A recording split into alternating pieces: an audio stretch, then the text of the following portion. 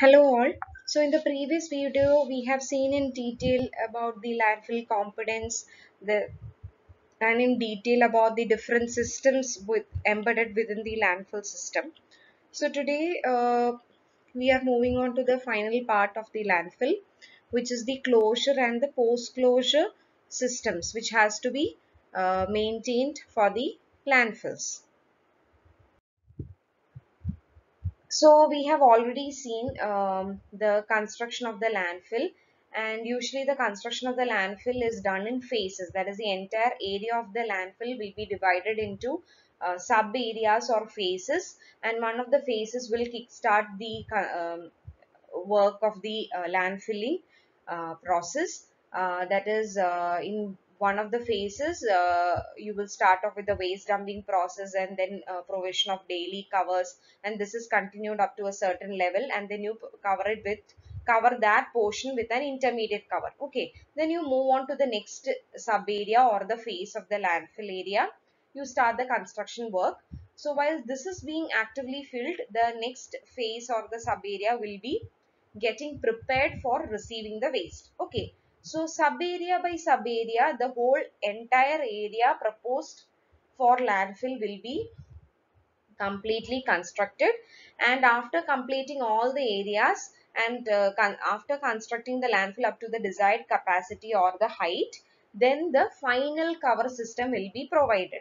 Okay, now this final provision of the final cover system, that is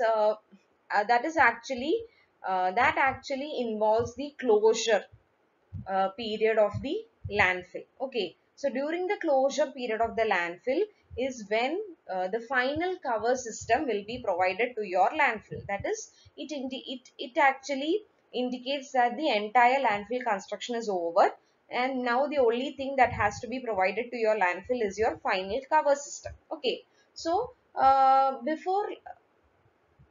we need to plan out a proper closure period for every landfill that has completed its construction work.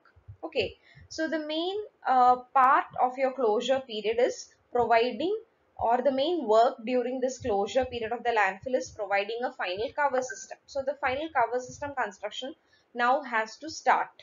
Okay, so the final cover system, there are different components in a final cover system, like we have a vegetation part, then we have topsoil, then protective soil, then comes the main parts, the filtration, the drainage part, and the barrier layer, and then the bottommost part of the final cover system will be your gas vent layer, where you will have provisions for collecting the gases emanating out of your waste way. Okay, so we have already seen the typical cross section of a final cover system. So the final cover system should cater to all the requirements, the material requirements, as well as all the thickness requirements for being an efficient cover system to your entire landfill. Okay, so ultimately the final cover system should ensure that the water is not ponding over your liner material. Okay, because if you are allowing water to infiltrate through your cover system and pond over your liner material, then you are actually um, uh, inducing damage to your liner material, because then over a period of time the water will find a way through the liner material somehow. So we should not let that ponding of water or that bathtub effect to happen over the liner material. So that is why always a permeability should be less than the underlying liner system, so that no water enters your waste fill in any way. Okay, so that is what your final cover system should ensure. Okay, and obviously for ensuring that, it has to satisfy all the material and its specification requirements. Then so in order to provide, or before you provide this final cover system to your landfill, there are certain steps that we have to take. Okay, especially the owner in charge of constructing this landfill, or the contractor, or the operator who is in charge of constructing this landfill, he will be the same person who has to uh, lay out a proper closure plan. Okay, so basically he has to present a list of items. Okay, or he has to properly document certain things before the final cover system construction takes place. Okay, so basically the closure plan should include obviously the proper description, a detailed description of the final cover design and its installation methods and procedures. Okay, and then also we have seen that the landfill construction takes place in phases. Okay, so we have to he also has to give an estimate of the largest area which has to be covered by this final cover system, that is the largest area of the landfill which requires this final cover system. Then he also has to keep a record, or he has to record the amount of waste which has been collected throughout the construction of the landfill, that is the waste inventory also needs to be documented properly. That estimate needs to be given. That was during the landfill's active life. Okay, so during the active life of the landfill is when the waste materials were being collected and stored. So definitely he should have documented all this waste inventory. This is the time during the closure plan he should give that present that waste inventory as well. Then obviously when you are going to start a construction, you have to present the work schedule as well, that is the duration which is going to take for the complete construction of this final cover system. Okay, and how you're going to schedule it. So these are the details which has to be included in the closure plan. Okay, and this has to be given by the contractor or the operator in charge of the construction. Okay, now all these points will cater to your mostly these are more or less same for all types of landfills. Now we are talking in particular about municipal solid waste landfill systems. Okay, so once your final shipment of waste arrives, that is when you have to begin your closure activities.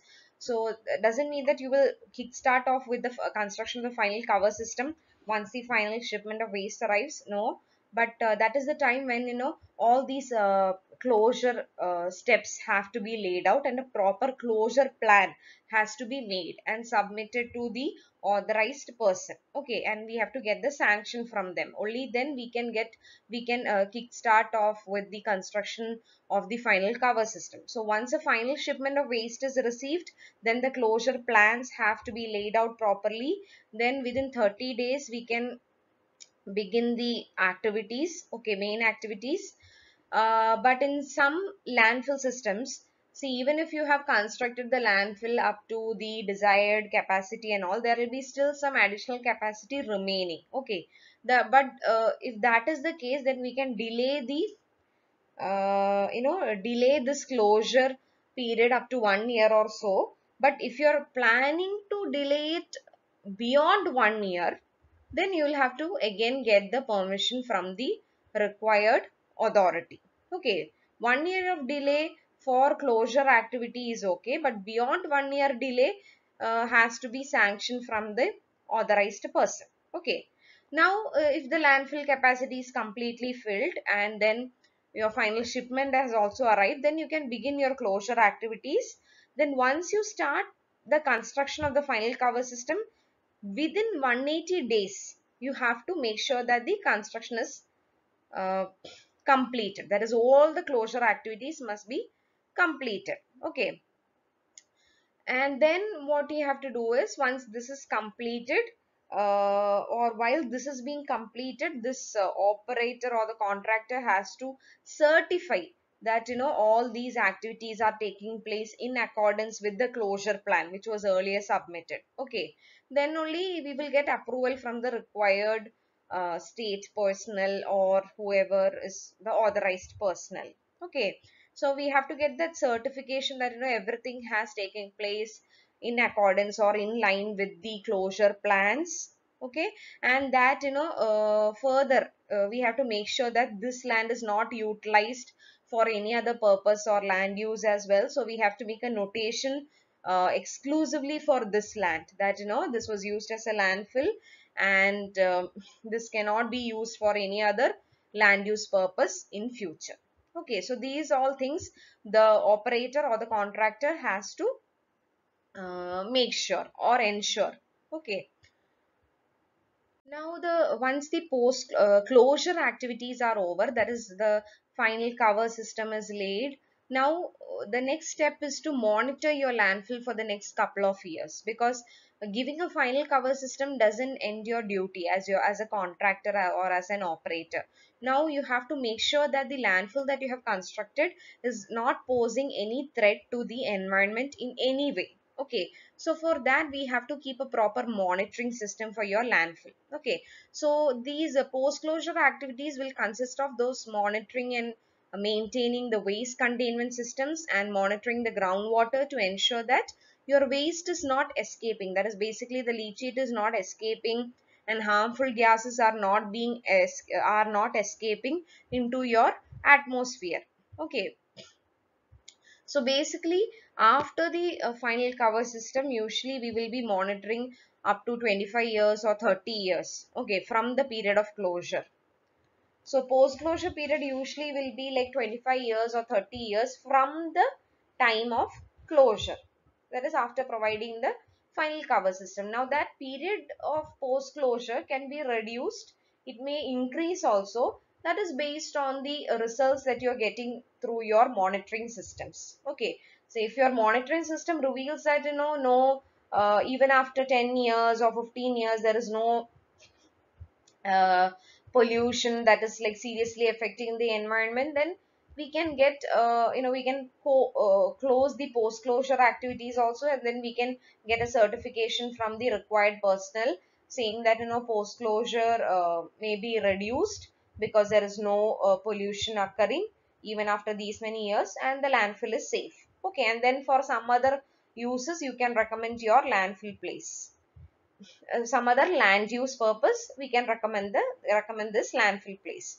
But if some serious pollution is occurring, then the post closure period may be increased. Then we'll have to keep monitoring it. We'll have to do the maintenance to prevent the pollution. So post closure period can either decrease or increase based on the results that you're observing from your monitoring system. Okay, so the basic things that we are trying to monitor here is the air and water quality samples. That is, air, water and soil quality samples will be monitored. So basically the specific post-closure care requirements consist of maintaining the integrity and effectiveness of the following. Okay, so that whether the final cover system is effective, whether the leachate collection system is effective, then obviously you have to keep a groundwater monitoring system. That is, you will be installing many upgrading and downgrading wells in your aquifers in the subsoil. Then you will be collecting the water samples at periodic intervals on a periodic basis, once in a yearly or once in 2 years, and then you will be checking the quality of the water collected from these aquifers. Then only you will be able to know whether there has been any leakage of contaminants from the landfill system. Same way, the methane gas monitoring system. See why particularly methane we have to monitor for all gases, but particularly for methane, because methane in excessive amounts when it escapes into air, it can be highly dangerous. Okay, so that is why a particular methane gas monitoring system, or in general we have seen that there are gas collection systems either passive or active, and especially in active we have provisions, we have sampling pots from where we can collect the gas samples on a periodic basis.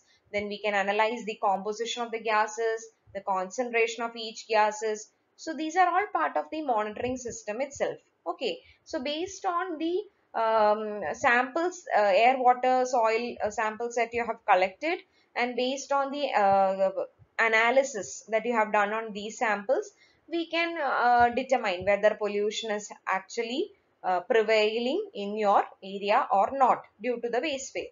Okay, then obviously the leachate collection system that we have embedded within this landfill system, that also has to effectively function.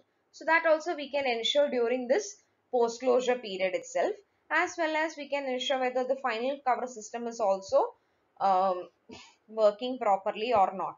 Okay, so these are the activities which are mainly covered in the post closure period or post closure monitoring period. Now here also, just like in the foreclosure system, we'll have to lay out, say, certain things. That is, we have to lay out the plan for the post-closure period. So mainly, whoever is in charge, he has to provide the information regarding a description of all the required monitoring and maintenance activities, including the frequency with which each activity will be performed. Suppose if it's a groundwater monitoring system, then he has to mention specifically at what periodic intervals he is going to collect the samples and then test it for chemical analysis and all. So those, it has to be detailed out uh, very perfectly when it comes to these monitoring systems. Okay, then obviously we need to have the contact number of the person who is in charge, that is operator or contractor, during the post closure period. Then because if some anomaly is recognized by any of the surrounding people also, then they have to inform them. Okay, then um, a description of the planned uses of the land during the post-closure care period. See, depending upon the pollution extent, we can decide whether this particular landfill area can be utilized for other land use purposes or not. So that depends on the complete monitoring that is taking place. Okay, so we can just at least give out some ideas on some planned uses of this landfill area during the post-closure care period. Okay, so these are the things that has to be included within the post-closure care plan. So once the post-closure period is completed, again we have to get the certification from the required authority stating that we have to validate that no pollution is taking place, and they have to certify it. Okay, so this is how the closure and the post closuring system works for a landfill.